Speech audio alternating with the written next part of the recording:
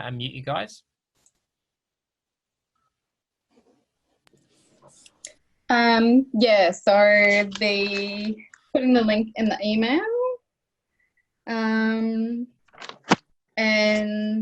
how to add on to your course. So I think I can now add on the CPR course that I've done onto our first aid. Great. So yeah, I'm pretty good with all of that. I think I've quickly taken some notes. It's a little bit hard on my phone because it's a bit small. I will be posting this onto the YouTube channel, so you'll be able to have a look at it after then. Yeah.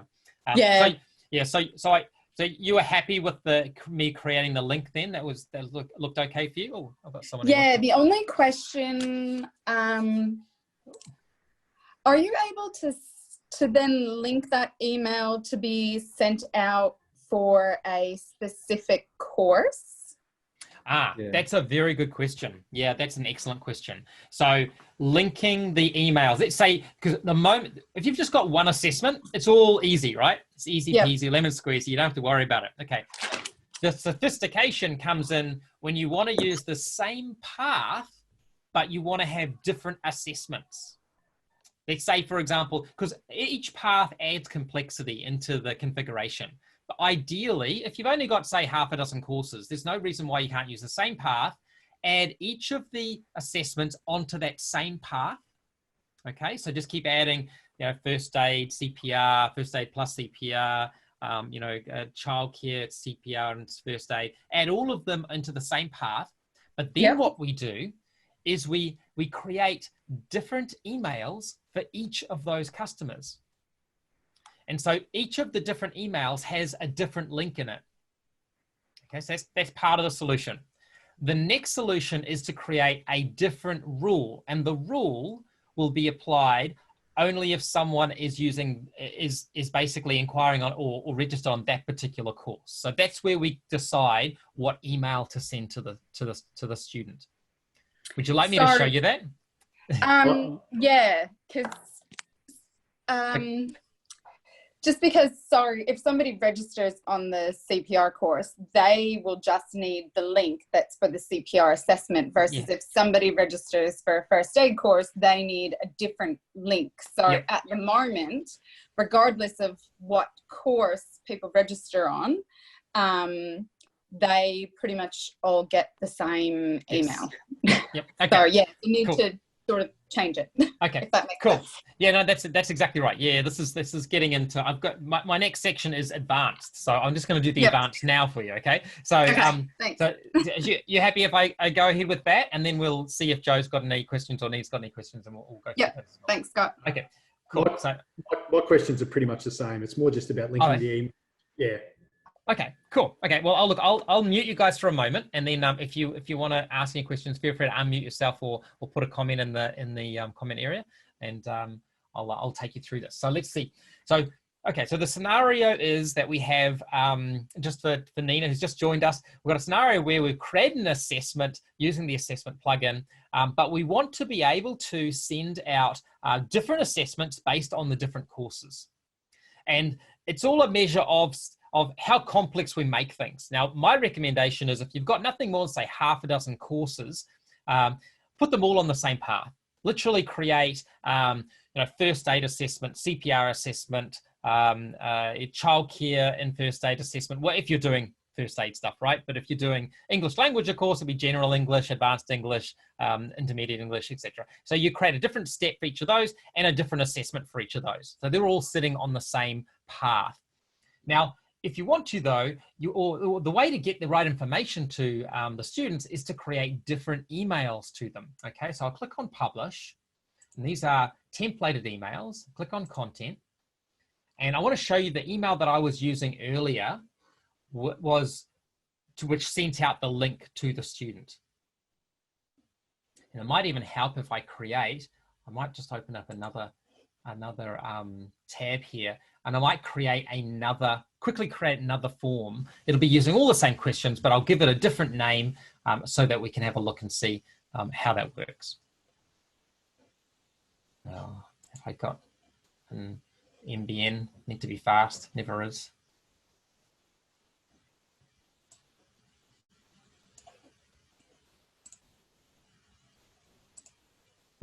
There we go.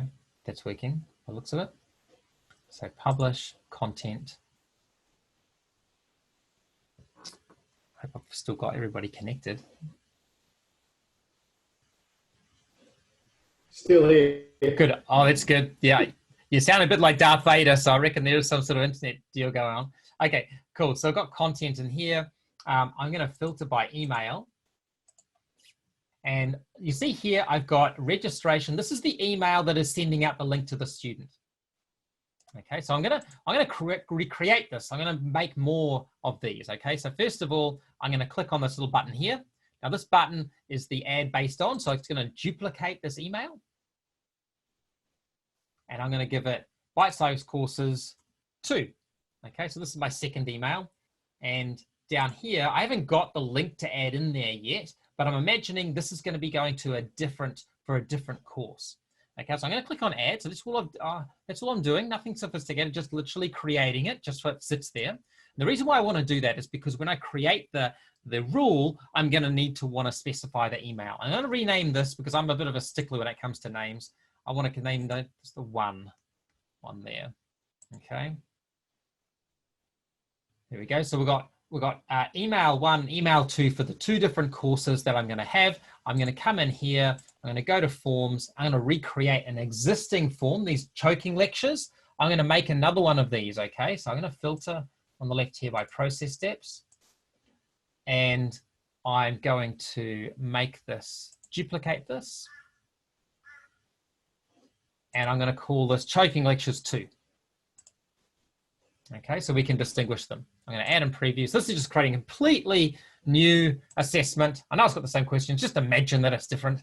Got to use your imagination sometimes. And then because I'm a stickler for names, I'm going to come back here. I'm going to rename the other one number 1. Oopsie daisies. Okay, so here we go. This one here, I'm going to rename it 1 because, you know, like I say, I'm a bit of an obsessive person when it comes to getting the names right. Okay, save and preview and publish. Want to make sure you publish. Even the changing the names doesn't happen unless you publish the form. Okay, so now I've got a situation where I've got 2 different assessments. I've got 2 different emails. Now I want to work out how am I going to send them to the right person. Okay, now to start with, what I'm going to do is I'm going to go in you've probably already got this set up, but I'm going to create my additional course category too while I'm here. You guys are all experts at this sort of stuff, so it all seems pretty standard. There we go. There's my first aid course that I created, choking. And I'm going to change this. I'm going to edit it just so I'm really consistent. I've got choking 1, save. I'm going to make first aid choking 2 as well. And up to this node.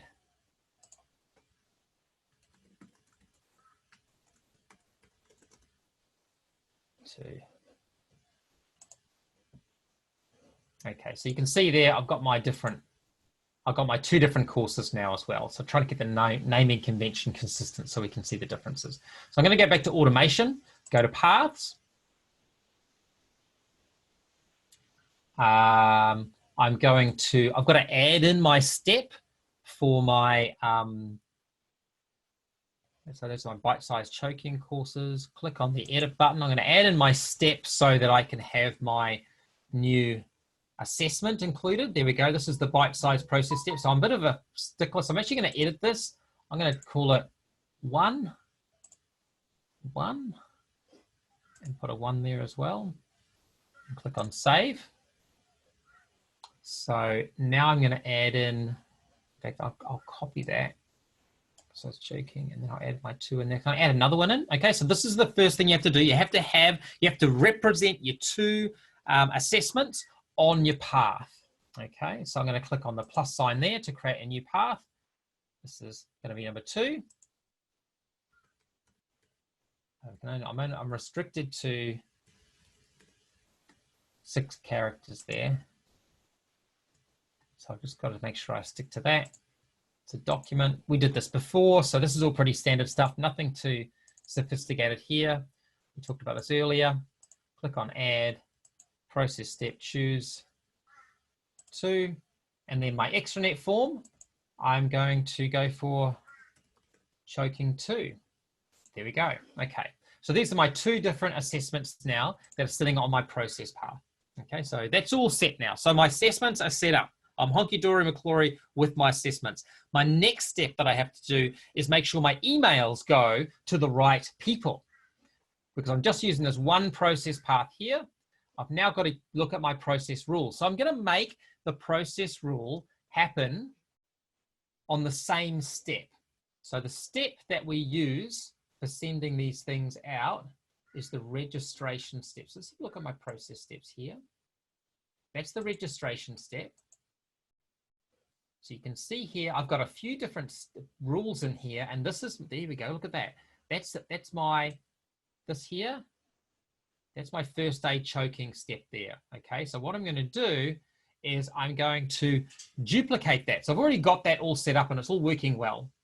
Now I'm gonna click on that button again, and I'm gonna duplicate it. I'm gonna make it for number 2, okay? And I'm gonna make sure my naming convention stays the same as well. I'm actually going to stick my naming convention to be with my process step.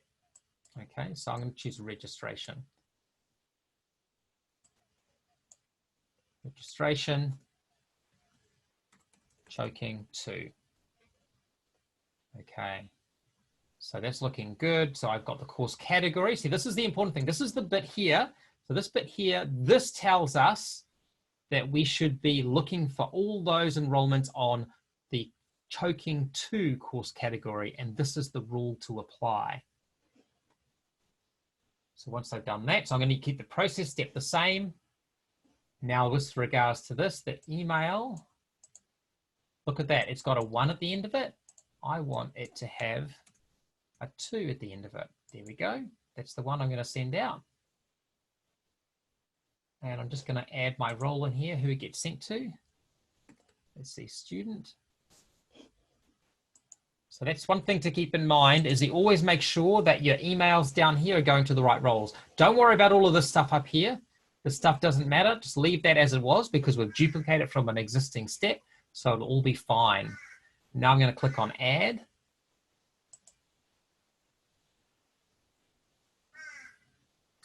And there we go. So now what's going to happen is if someone registers on first aid choking 1, they're going to have this step applied. And if I go in there, I really want to, I'm going to get that name corrected.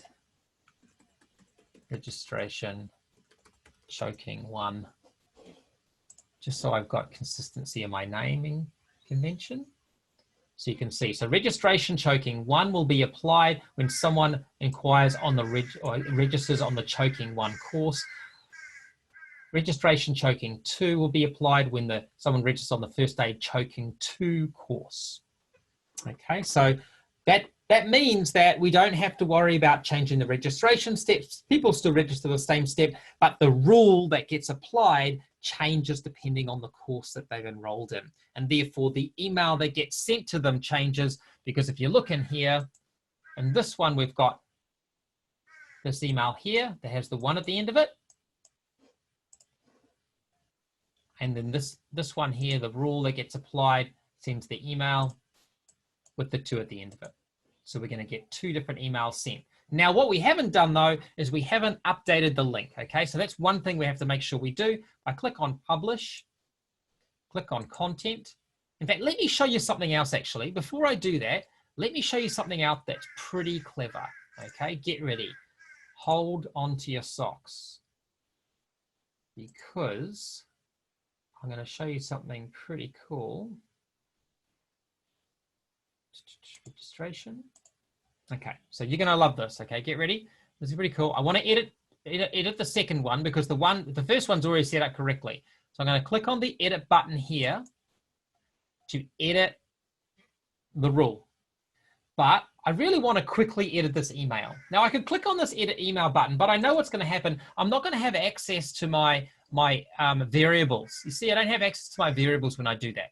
Okay, so it's not so handy to do that. But what I can do is I can hold my control key down on my keyboard and click on that little magnifying glass there. You watch what happens when I do this. I'm going to hold the control key down. I'm going to click on that magnifying glass, and bingo, it opens up a new tab with me viewing the email. Now you might say, oh, who cares, Scott? That's pretty boring. Who cares about being able to view the email? That's not very exciting. But it is exciting because look, you can now click on the edit button here.